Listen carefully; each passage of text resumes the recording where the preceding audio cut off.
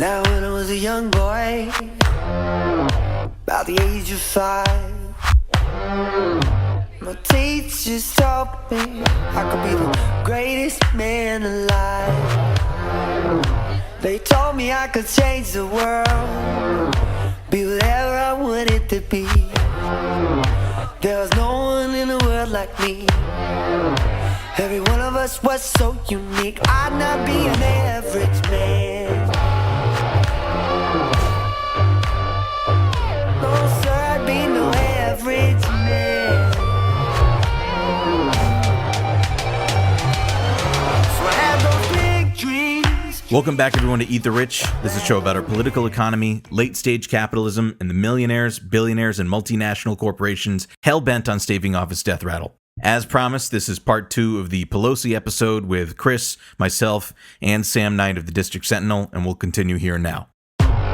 Let's do it. I'm chomping at the bit to hear about this. Oh, sure. So, yeah, I guess I wanted to talk a little bit about, I started off looking into her husband, Paul Pelosi Sr., which I've got a little bit about, but I was absolutely delighted to find all that's out there about Paul Pelosi Jr., which I'd never heard before or seen anything about before. This is some groundbreaking stuff, I'd just like to say, because, like, you know, most of the Pelosi family, the Pelosi crime family, you know, surrounds the activities of Paul Sr. So this is such a treat. I'm so lucky to be, have a front row seat to this. Eat the Rich exclusive. It's exciting stuff. Hit us with it, man. But no, I guess a little bit about Paul Sr. at first. He is, they've been married a long time. He is, founder and, he founded and then also runs a company called Financial Leasing Services Incorporated, which is a real estate and venture capital and consulting delightfully firm. Generic. Yeah. The source of a large chunk of her personal wealth. Their net worth together, I think, is somewhere around 120 million or something like insane. that. It's based on, a lot of it is in stocks and stuff like that. So sort of like the high end of the estimate is upwards of more like 200 million.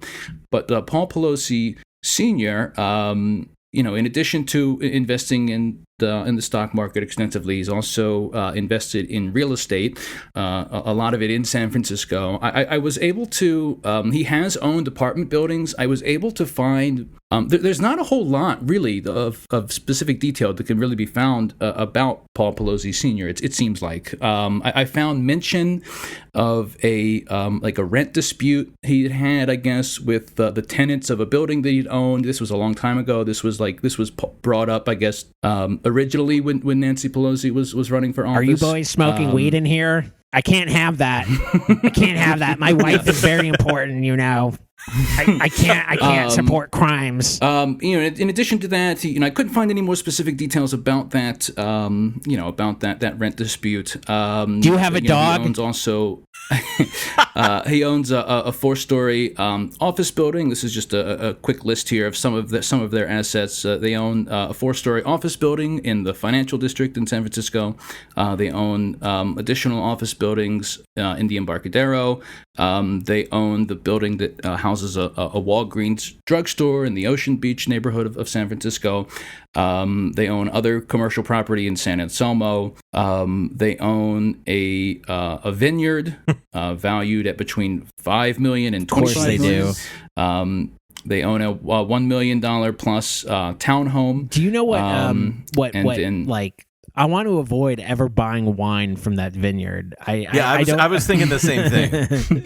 I don't drink wine ever, so it's kind of easy. I just buy wine at Safeway or whatever, so I'm not I'm not a huge wine guy. Just if they make some of the generic sort of $14 bottle stuff, I just want to avoid that. Well, I'll say this. I have been known to partake in some wine every once in a while. I'm a fan.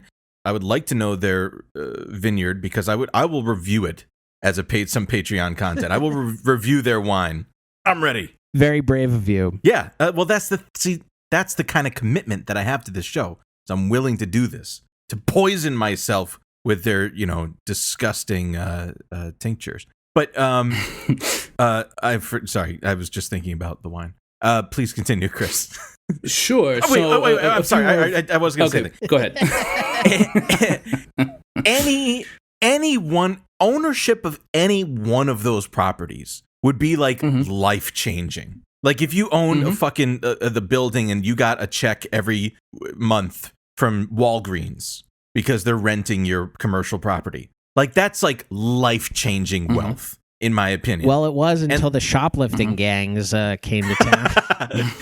But so it's just incredible to me that they own this amount of shit. Oh, they own. They own several other rich person things. I haven't even. Please mentioned go yet. ahead. In addition to the vineyard, they also own they have a minority interest in a resort hotel in Napa Valley wine country. Also a golf club.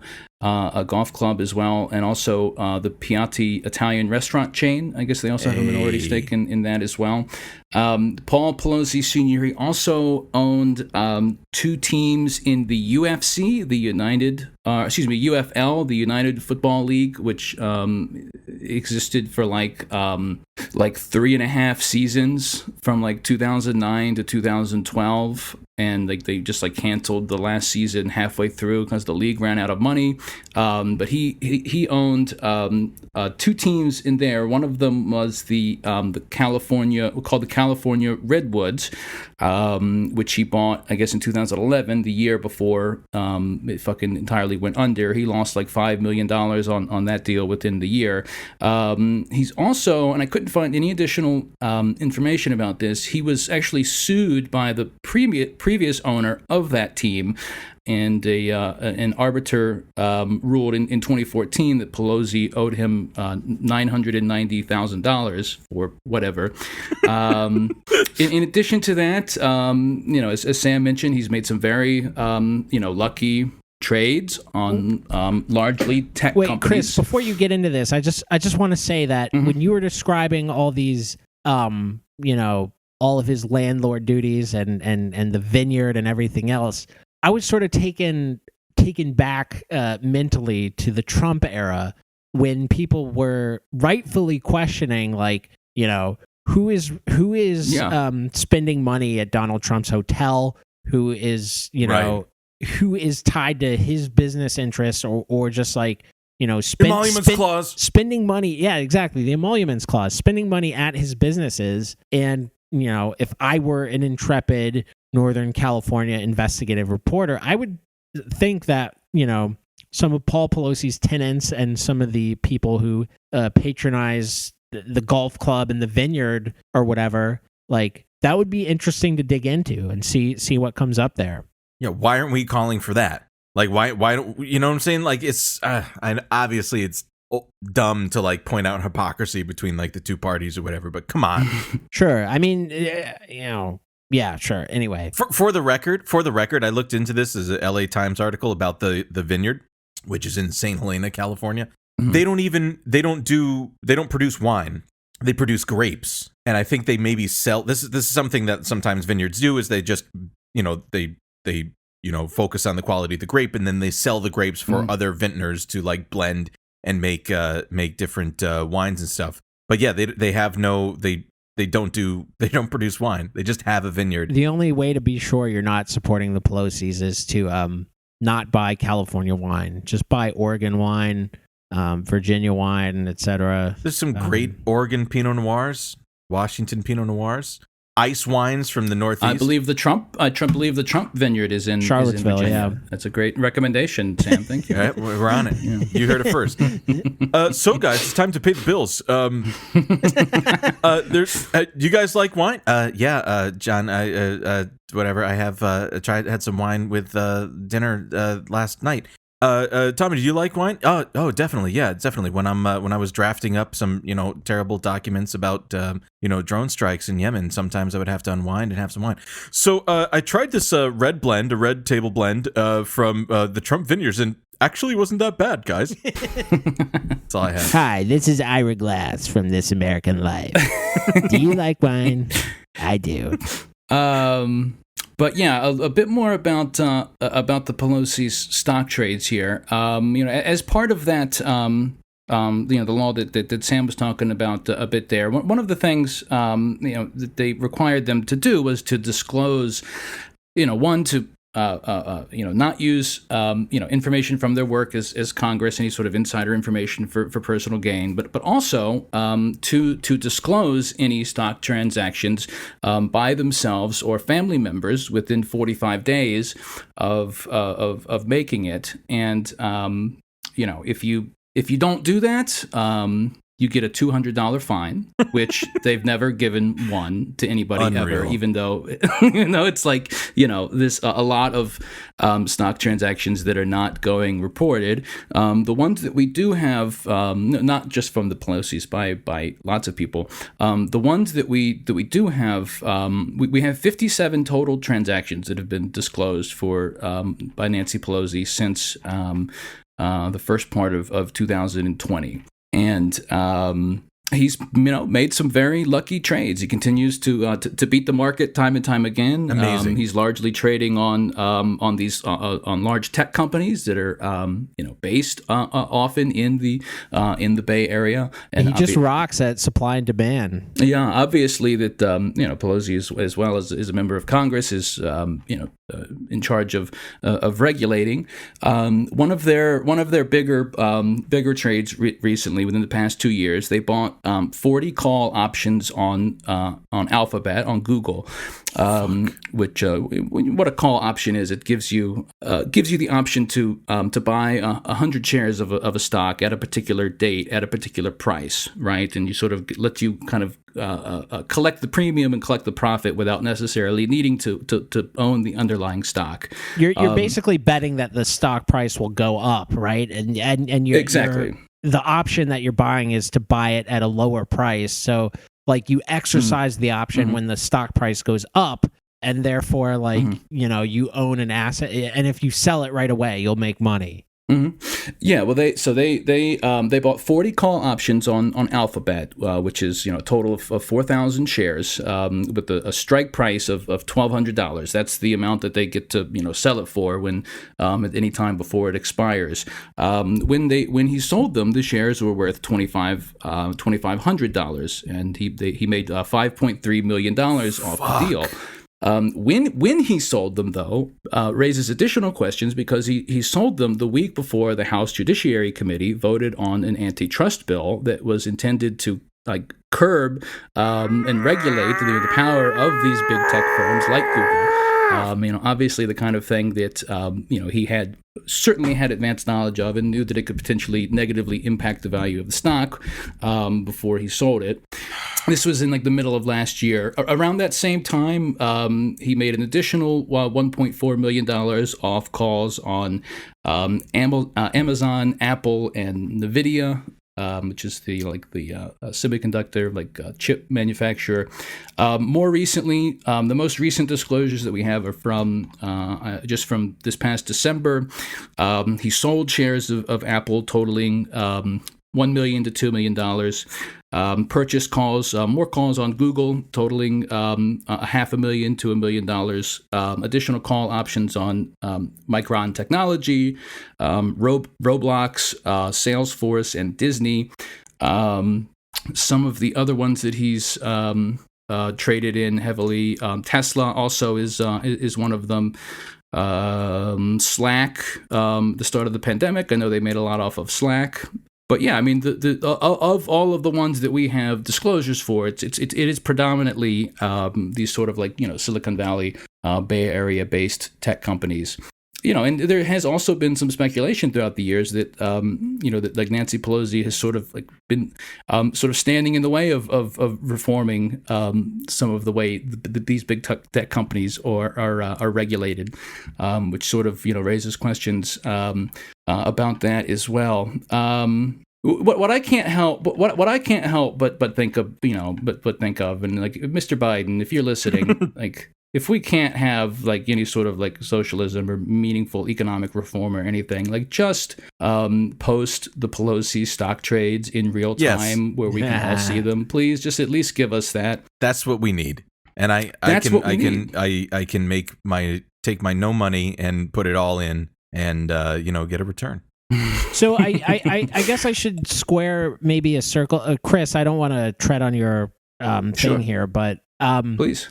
I want to square a circle because before I had mentioned the Stock Act, which in theory, or the Congress's intent by passing the Stock Act was to ban Congresspeople, from trading off of their privileged information.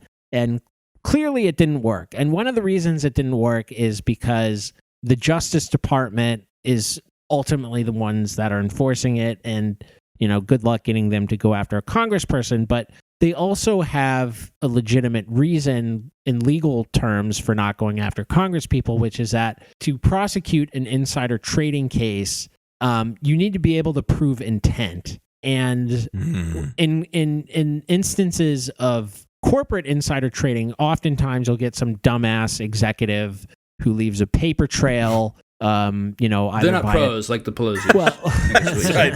Yeah. I mean, I don't know. I don't want to, try to get into their heads, etc. And this isn't to say that corporate executives can't get away with insider trading. This is one of the reasons they can. Is just if they're smart about it and they don't talk about it, they can make these trades off of privileged information, disclose them and everything, and it might, look bad or whatever, but they don't give a shit as long as a federal prosecutor can't prove that they had criminal intent, that they're like, okay, our quarterly earnings are coming out later today. Right. They're obviously not as good as analysts expect. Therefore, I'm dumping, 50,000 shares of shit corp or whatever.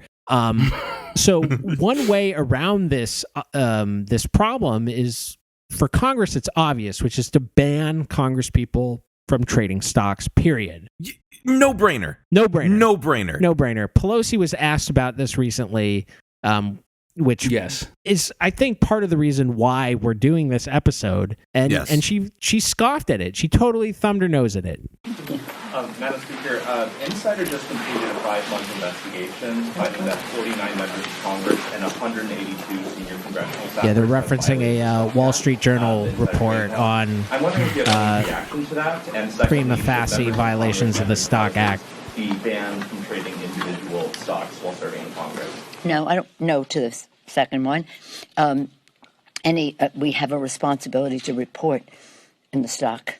On the stock, but I'm not familiar with that 5-month review, but if people aren't reporting, they should be. Because this is a free market and we're a free market economy. They should be able to participate in that. Yes, ma'am. We're just capitalists. That's how it is. And if some of us happen to be privy to information about things that we personally impact that affect the whole world, and we can trade off of that and gain an insider track and find some alpha. That's just the free market. Unreal. Fucking unreal. Unfortunately, it is all too real, my friend. Yeah, no, I see that now. I've got to get into Paul Pelosi Jr. because I course. can't believe I never heard any of this, and this absolutely blew my mind. Some of this stuff. So there's a lot. There's a lot here. I guess the first thing I'll kind of get into is that he's sort of followed. This is the Pelosi's only child. This is Paul Pelosi Jr. And he's sort of followed in his father's footsteps with doing some purchasing some real estate. And one of the things I wanted to touch on here first, and there's sounds like a smart guy who's good at economics. Yeah, there's several articles you can find about this one. This one is titled "Paul Pelosi and a Single-Room Occupancy Hotel Known as the Pit." And I'm going to start off by reading just a little bit. This is kind of giving you a little bit of it's going to kind of set the stage of what this place is like. The first thing you'd notice was trash everywhere. There was garbage scattered across the front staircase and overflowing from every trash bin in the building. That's what you'd see when you'd open the door. Then things got worse. The kitchen, you could smell it. Trash was piled up, and you could tell it had been there for days. The smell permeated through the walls.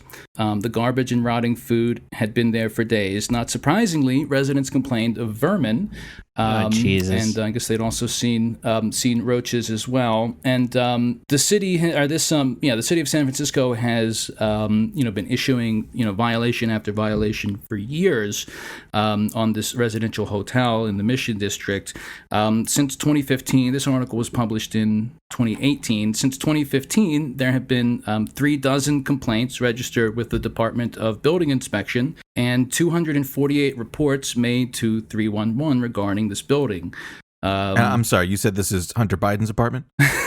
Well, I get big time Hunter Biden vibes from Paul Pelosi. He seems a lot more ruthless than Hunter Biden, who seems kind of cool. Like Hunter Biden seems like someone you could like hang out with, smoke some crack with, go to a strip club with. Where Paul Pelosi Jr. just seems like a slumlord dick who. Yep. If you saw him on the other side of the street, you would cross the street to punch him in the face. I don't think we need to bleep that. It's a metaphor. But I guess also there's the the heat. The heat in this place, didn't work. There was no heat. There was no there was a month-long period of time where because a lot of these single-room occupancy hotels in San Francisco, like you don't get like a bathroom. Like the hallway has a bathroom. But apparently there was a period of time where like every resident in the building had to use the same bathroom. I guess they only had the one bathroom available. And so the city, the Department of Building Inspection was already very well aware of this place when all of a sudden one day Paul Pelosi Jr. drops by and establishes himself as the city's point person for this hotel. And here's a little bit reading from the article again about how he got involved in it. Pelosi told Mission Local he started dropping by 1312 Utah Street a decade ago to get foot massages from the now deceased prior owner, Edward Feng, at Feng's Holistic Healing Center. Okay. From these beginnings, Pelosi said he befriended Feng's daughter, Karina. He said he has helped her navigate the confusing landscape that comes with the city calling out rampant violations on your residential hotel. This is a quote from him. I helped her clear one like a month ago. It's ongoing, he says. The structure, the building has passed between a number of different entities and people over the year, and yet there's no, per the documents that I guess have been collected here, no transfer taxes have been paid. And as far as the city is concerned, the owner is still this person, Karina Feng. It's very sort of vague who really actually owns this place. He was listed, Paul Pelosi was in 2015 as the chief financial officer of Feng Real Estate, the entity that owned the company there. And I guess when asked by this publication about that, he was like, "Oh yeah, no, she gifted me 20% equity in the building as a birthday present." Oh, buddy, that's the best he could come up with. That's his explanation of it. That's the best he had. And I won it in a truth-telling contest 2 towns over.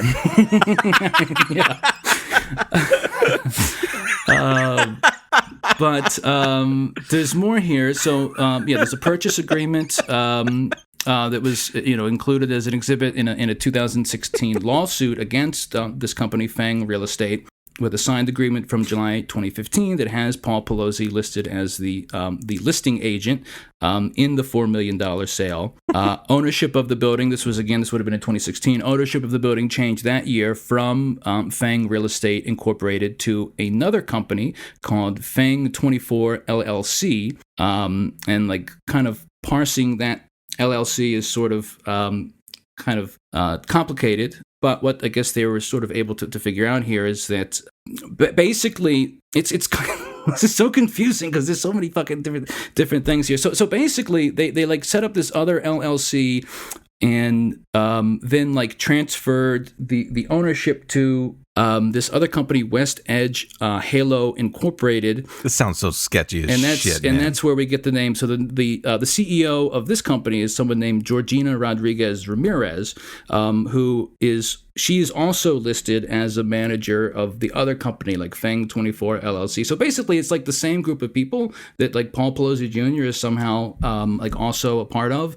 and they just like sort of just keep transferring ownership of this like building around for whatever reason. Dwight, you know about corporate governance. Is that called a shell company? Hard to say. I'd have to look at the books myself. Yeah. I'm looking at the corporation wiki, by the way, right now.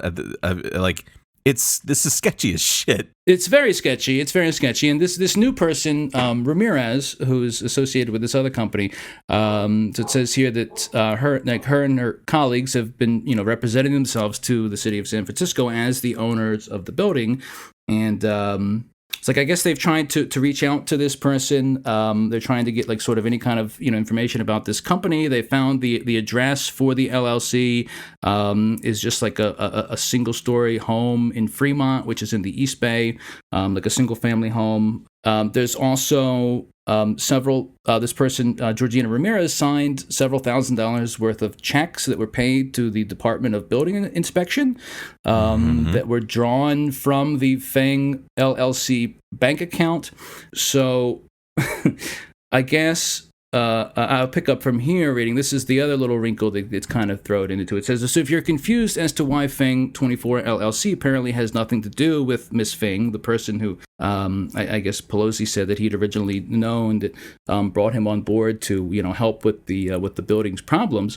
What she says, city officials wrote her to ask her about who was the owner of this property, and what she wrote back was, quote, "I was robbed of my property with title transfers and fake liens. Due to settlement, the new owners agreed to have my name on title without authority." Wow. So weird stuff going on here. This building like sort of just continues to decline. There's a few more things about it here. On a recent walkthrough, Garcia says he saw an empty room that was supposed to be a lavatory. There was no tile. There was no plumbing. Jesus, all I saw was wood. This restroom has gone unfixed for around half a year, leaving some dozen or so tenants only one place to, only one bathroom to use in the entire building. A Department of Building inspection person, like an inspector, showed up to ask what's going on. You're supposed to be fixing this sort of stuff, and he says, well, it's only been 5 months. Like only 5 months. It's only been 5 months. And then they gave them 7 days to fix the problem. They still haven't taken care of any of the problems. But basically, what this all sort of comes down to is sort of what this Mission Local, this website here, is sort of kind of their theory on it here, and this is certainly what it sounds like the folks are thinking is going on here, is that basically they're trying to drive the people out of this hotel. This hotel this building is only there's only like a dozen people left in this entire building that still live there, and like once other people move out, they're not filling them. And what they're doing while they're sort of letting everything go to shit in the units that are actually rented is they are doing remodeling in other parts of the building to improve it. And sort of like, the idea is they're basically hoping all of these people will move out so that they can renovate it and make room for higher paying tenants. That's sort of kind of what's at the heart of what's going on here. It says, reading again from the article, in 2016, an anonymous complainant accused building management of knocking down walls between rooms to create larger rooms and installing kitchenettes, a surefire sign of aiming to bring in higher paying residents, and clear-cut violations of the city's hotel conversion ordinance. Paul Pelosi Jr., come on the pod. You know what they say, Chris, is the first generation comes to this country to make a better life for themselves. The second generation, builds on that and, really, creates a quality of life. And the third generation reinvents tenement housing via gentrification through a series of holding companies that, in order to skirt any regulatory consequences. So it's a heartwarming story of the American dream, is what I'm hearing. Yeah, I mean, the rest of this stuff, this just came out. This is pretty good timing, I feel like, because this just came out like a week ago.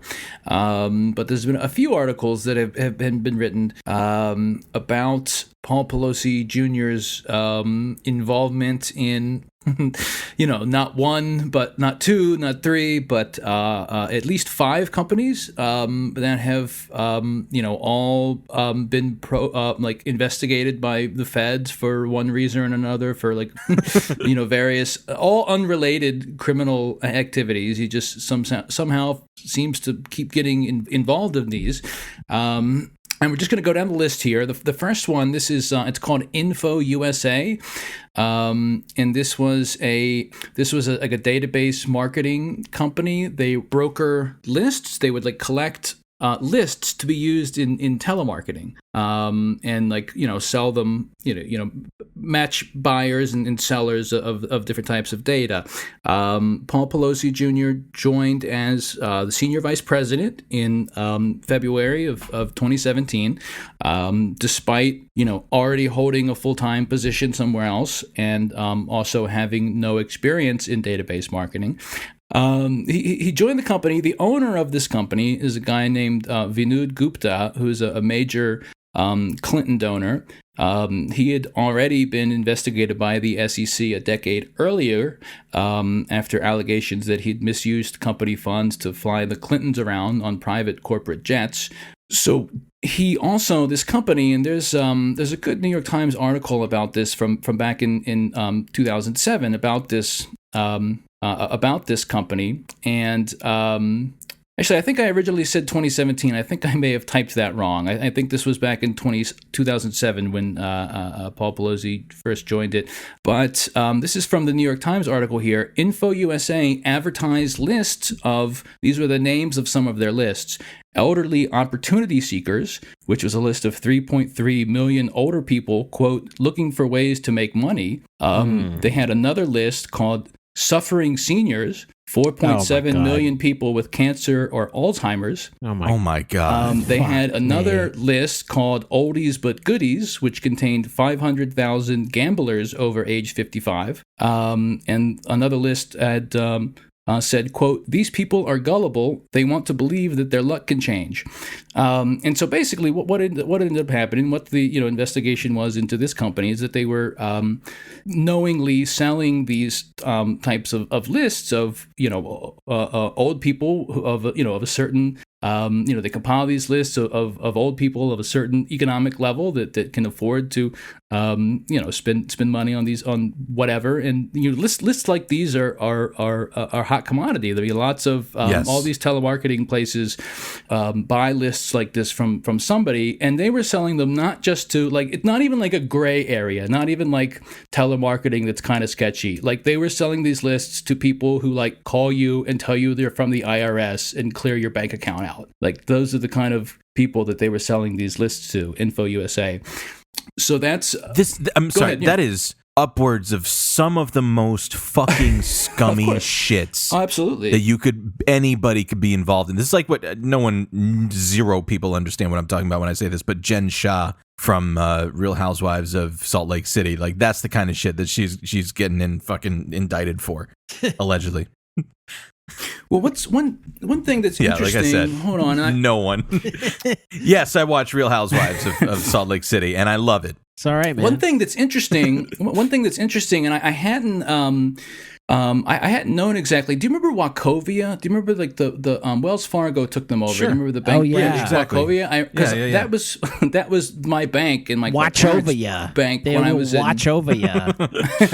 when I was in high school. We had a local Wachovia bank, and I remember when they went. Same, actually. I remember when Wells Fargo bought them all up and all the Wachovias closed down, and it seems like. One of the reasons is related to these types of scams.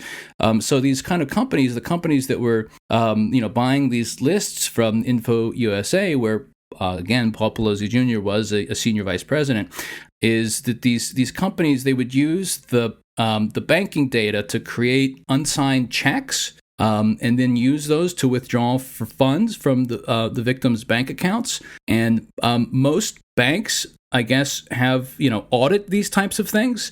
And Wachovia was not doing it between 2003 and 2005. Hold on, that's one specific example here. I want to see. I wasn't planning on mentioning this, but I just had to. So apparently Wachovia was like the bank of choice for all of these scammers because they were essentially turning a blind eye and continuing to accept these unsigned checks. Here it is. All in all, Wachovia accepted $142 million of unsigned checks from companies that made unauthorized withdrawals from thousands of accounts. That's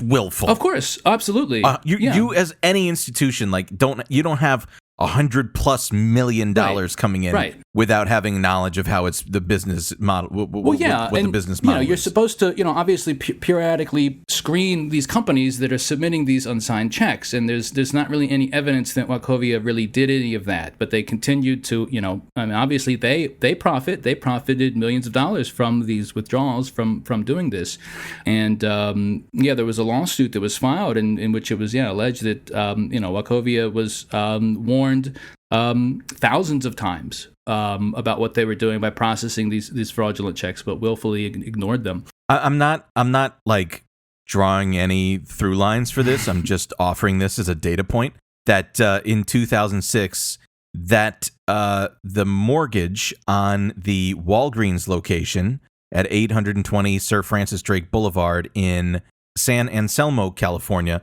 that mortgage was held by Wachovia. Just adding a data point here, not saying anything in particular.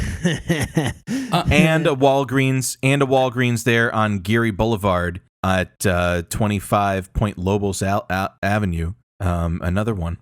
Another mortgage held by Wachovia. I love what you're insinuating. That's all I'll say. I just just adding data points here. For no particular reason. You miss 100% of the shots that you don't take. Yeah, buddy. So sorry, Chris. Please. Yeah, continue. no. So that's that's it for that one. There's more. It's interesting. Maybe we can find another episode to talk about it, specifically that company and maybe its owner. Because again, like I said, he was a big Clinton donor. I'm looking at a picture of him right now with Bill Clinton on the golf course, the guy that owned this company.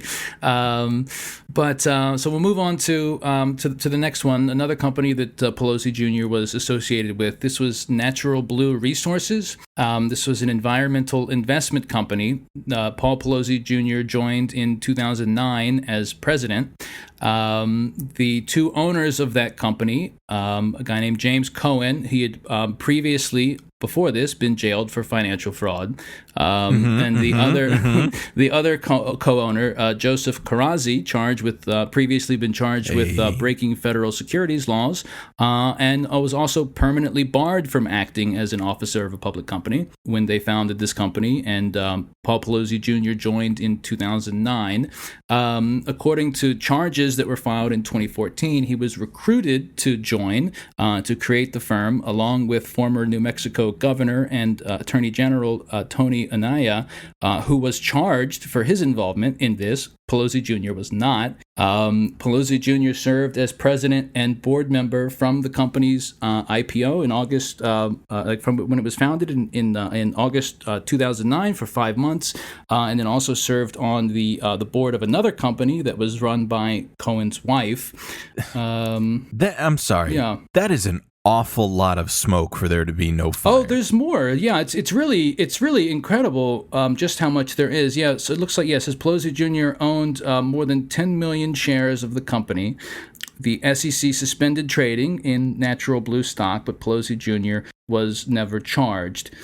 And obviously what he would say and what he has said is that, that they, he didn't know who they were. They recruited him, like he was recruited by them to join. Come the fuck on. And it's like, and that seems to be like, that would be the most charitable reading of all of these situations, is that like in the absolute most charitable reading is that he's just like a fucking moron that keeps getting suckered in by people over and over again who want to fucking use his name or whatever. But obviously that's not, he knew, he knows what's Come on, it's not going like on here. It's not like Google existed in 2009. Right. Oh, it's funny actually. Hold on. I think that go ahead.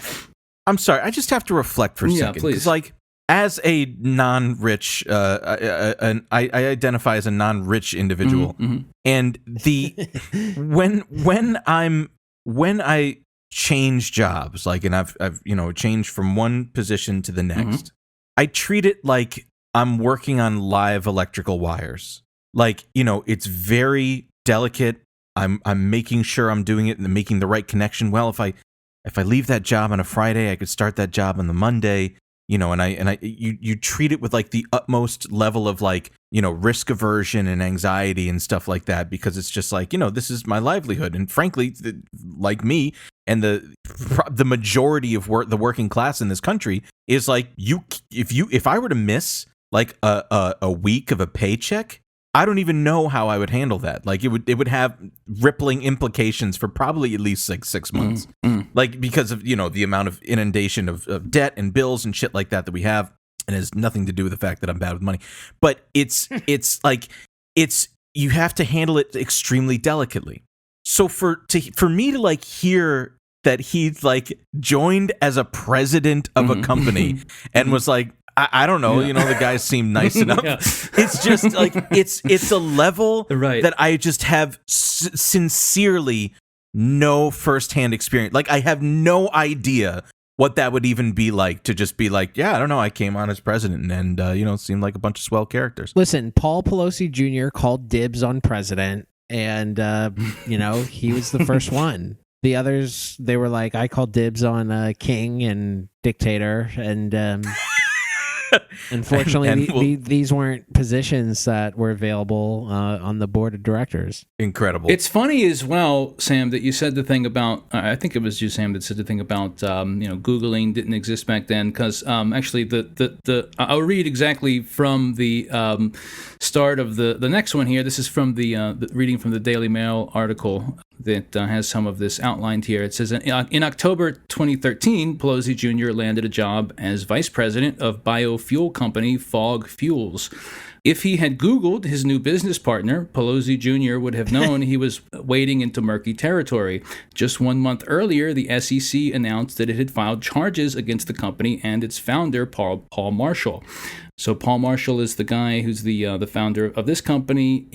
What he is accused of is stealing. Bilking $3 million from investors, mostly elderly investors, to pay for a variety of his own personal expenses, luxury vacations, and child support and alimony, and private school tuitions and camps for his kids.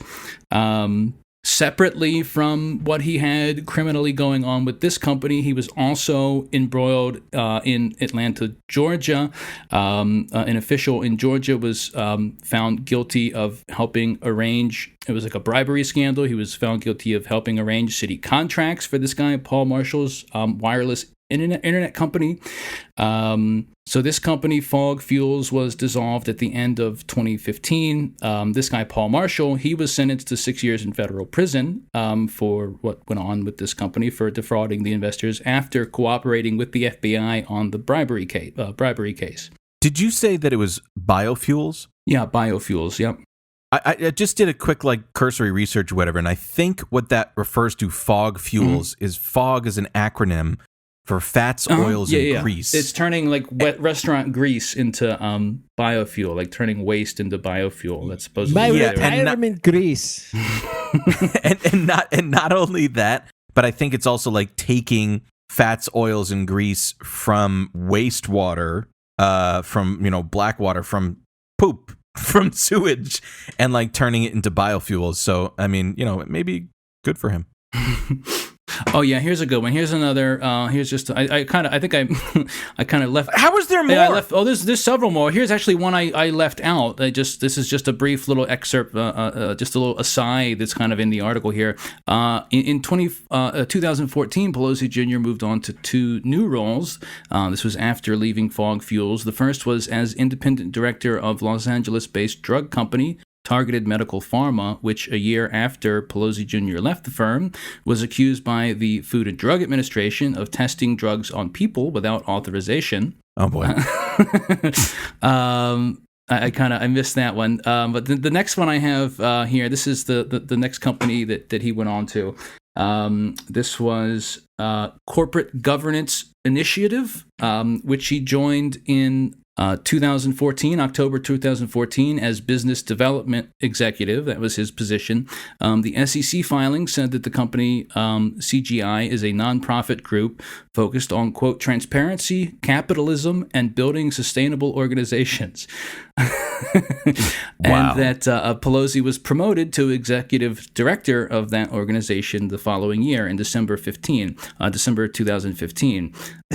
I'm currently tweeting at him, just FYI. I just wonder, like, does Paul Pelosi Jr. have his own like little St. James? Like, how does he not ever get a comeuppance for this? Like, does he have compromat on people? Like, what the hell?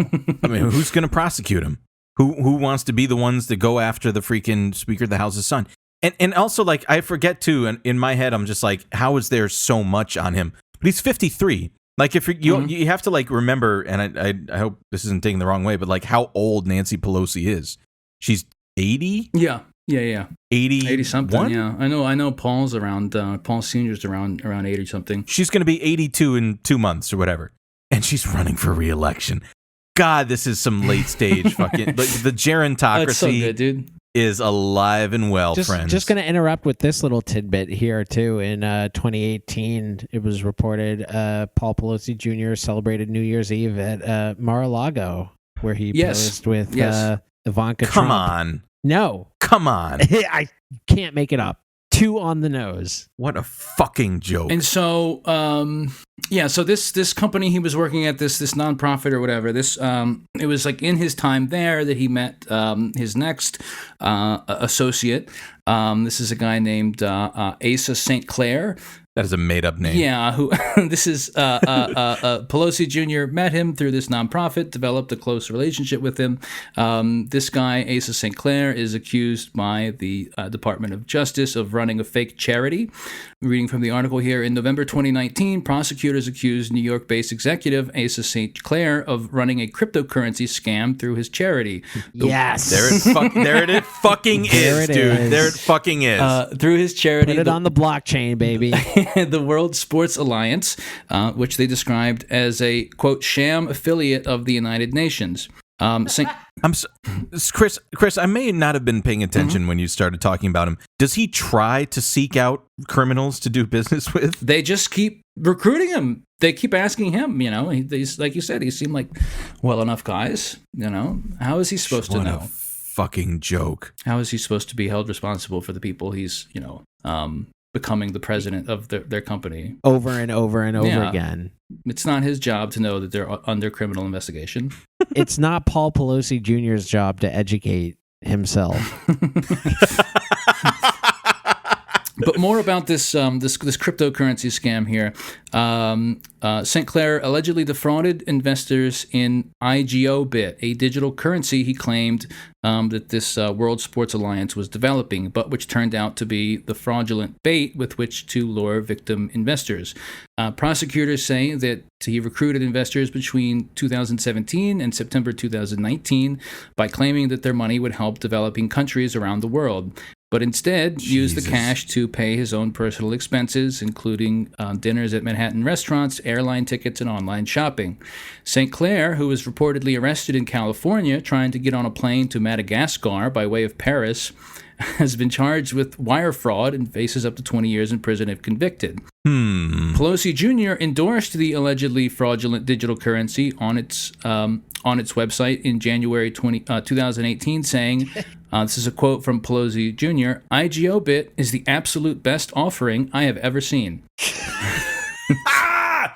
Well, considering this guy evidently gets like seen business deal after business deal put out by like white collar criminals, like maybe he's right. Maybe this is the best deal he's ever seen. Maybe he just gets offered shit sandwiches to sign his name to. But yeah, like I guess through this organization, this nonprofit that Pelosi Jr. had been working at, that's how he developed the ties with this guy, and this nonprofit CGI put out a press release in December 2016, proclaiming that this guy St. Clair had endorsed the organization, right, saying that they were working closely with him and like pouring praise on him and stuff like that. So they were very public with their ties to each other, and he endorsed this fucking what was apparently just like a naked like cryptocurrency scam. One more. I got one more here. All right, yeah. All right, and this is Oro Platha Resources, a lithium mining company, announced that Oh, hell yes. knows that That's that shit I like, Pelosi man. Jr. had joined the firm as a senior advisor in July 2016. Can I just guess really quickly? Was he found in Bolivia with like with like coup leaders or whatever?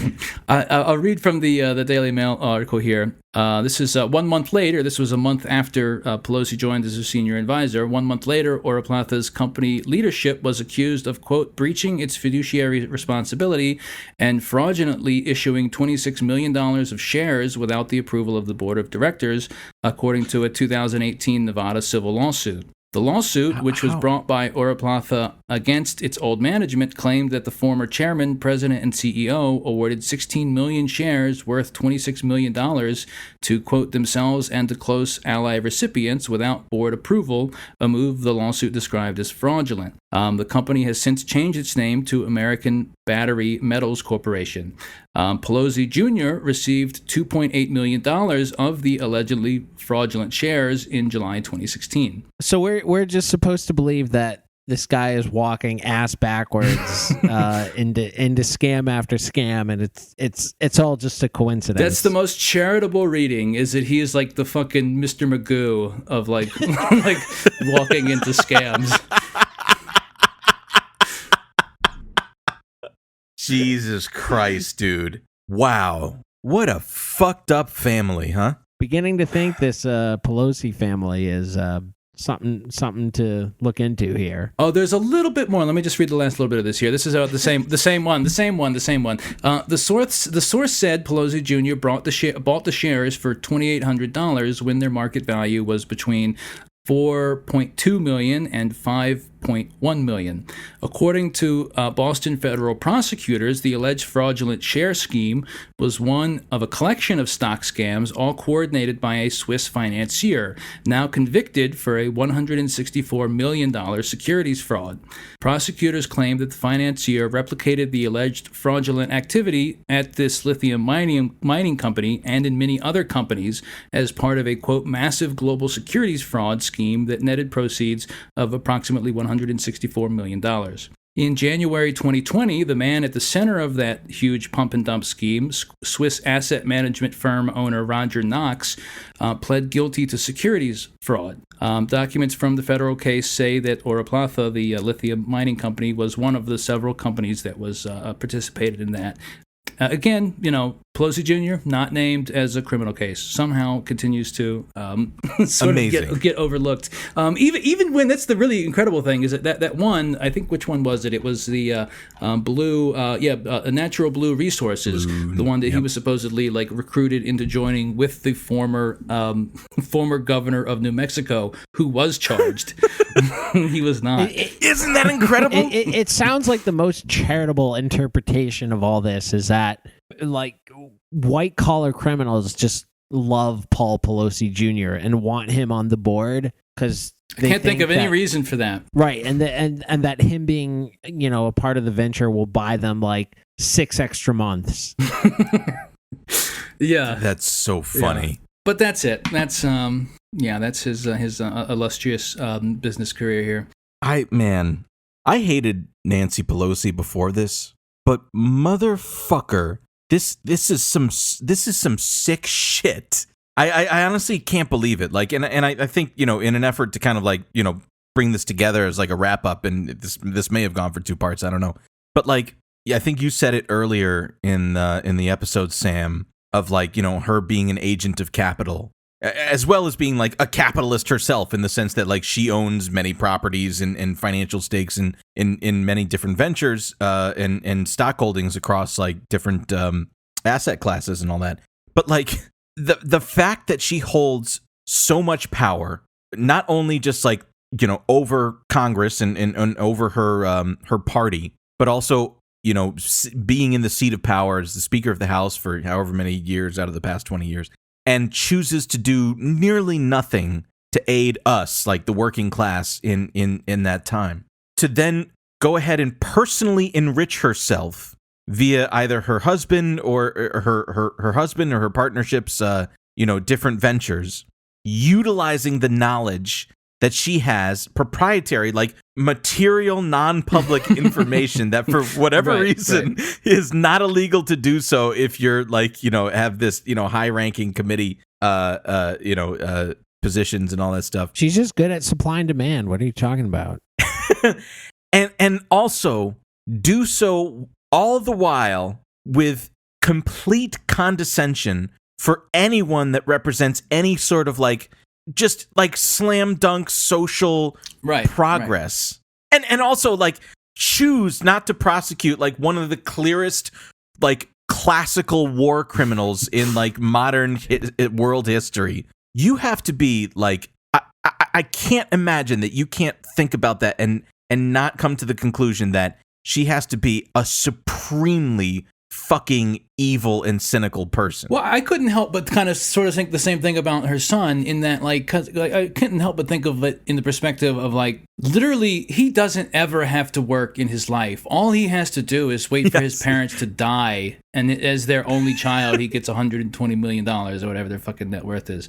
And rather than fucking hang out at fucking Little St. James Island or whatever rich people do. I knew that was coming. He's engaged in just naked, just pump and dump petty scam after investors, in the most obvious brazen way. Like you said, his position in every one of these companies lasted a few months.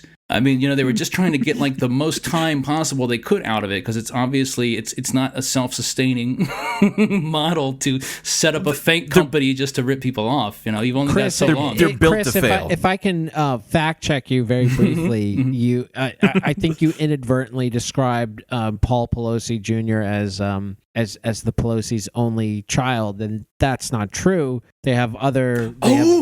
He's their only son. Paul Pelosi Jr. Yeah, only son, maybe. Oh my God! I can't believe they we have forgot to other mention kids, including Christine Pelosi, who in July 2019 tweeted the following quote: "This Epstein case is horrific, and the young women deserve justice. It is quite likely that some of our faves are implicated, but we must follow the facts and let the chips fall where they may, whether on Republicans or Democrats. Hashtag we said enough. Hashtag me too." It sounds like she may also be privy to some non-public information. Surely she deleted that tweet. No, though, right? I actually just retweeted it a week ago. Yeah, it's still up there. Incredibly, it's still up there. What a joke. You have to be so insulated from any sorts of consequence to even think that just hey, you know what's really important here? Our social circle. Stunning. It's absolutely stunning. Oh, I hate these people. I just really hate these people. It's so and even just for somebody again, Paul Pelosi Jr. He won the lottery by being born into this family, and he's still just you know what? I'm going to get into the family business, which is scamming and destroying people's lives for profit. And he's killing it, and it works. I can't imagine what it would be like to be just go through, getting out of a whatever mad caper company that he's involved in, and skirting prosecution, and then being oh my God, Jesus Christ, that was a close one. Well, I better do this again. And then doing it 7 times. It's just it's so far away from the something that I would think is acceptable. I listen, man. It's just like Kurt Warner winning the Super Bowl. It was just a huge long shot over and over and over and over and over again. I can't imagine that. Again, they live in such a different world than we live in. And that, and it needs to be said, obviously we have to say this, like the James Corden thing when Nancy Pelosi came on to the James Corden and started hawking the freaking Jenny's ice cream for whatever reason, because there's like her huge ice cream freezer, you mean? Yeah, meanwhile, while like everyone is just like freaking out, losing their jobs in the beginning of like quarantine and shit like that, at complete upheaval of the social contract, and she's standing in front of like $33,000 worth of refrigerators and freezers to be like, I love these. Everybody should have this $17 a pint ice cream. It seems to me like every opportunity is such a big fuck you. I can't wrap my head around what it would even be like to feel like you want to do that. Have everything you could ever want as far as like material goods go in modern life, and still want to be like, I can only succeed because others must fail. There's a later there's after The Simpsons, I think, started getting bad, there's like after The Simpsons started getting bad, there's an episode where like Mr. Burns likes to prank people, and there's one prank he does where he dresses up as Santa Claus and throws rotten fish at people and says Merry Fishmas. And for some reason, I just get that image in my head when I think of Nancy Pelosi and her entire family. Unreal. So stay warm, folks. Stay warm, folks. Oh, shit. I knew it was coming. I hate these people. We've gone long enough. You know what to do. All right, everybody. Sam, firstly, thank you so much for coming to join us again. Like it's always an honor, and your presence is extremely well received by everybody that listens. For those that are foolishly unfamiliar with your work, where can they find it? You can follow the Twitter account at Jefferson Obama. Wait, what is that? No, I'm kidding. At the DC Sentinel. I thought you'd gotten banned again. No, well, I know. No comment, but I was just trying to do a joke about a shit-lib Twitter account that's like that hasn't not been relevant for like 7 years or something. So. Got it. We'll follow and subscribe. Thank you, Sam, for joining. We really appreciate it, man. Thank you for coming on. Thank you for having me. Oh, anytime, man. Anytime. Open invitation. All right, folks. Till next time. Good night. Stay cool. Stay warm. Stay warm. Enjoy bad blackberry brandy. See you later. DC's got its hustlers. The White House got its bum. Speaker of the House is Nancy Pelosi. She's pantsuited as they come. If you violate the Constitution, she's not a grandma you wanna cross. Go Donald Trump, call her nervous Nancy. You better just call her boss, just because. They say you don't quit pro quo on her watch. You don't withhold Ukraine finances. You don't hand for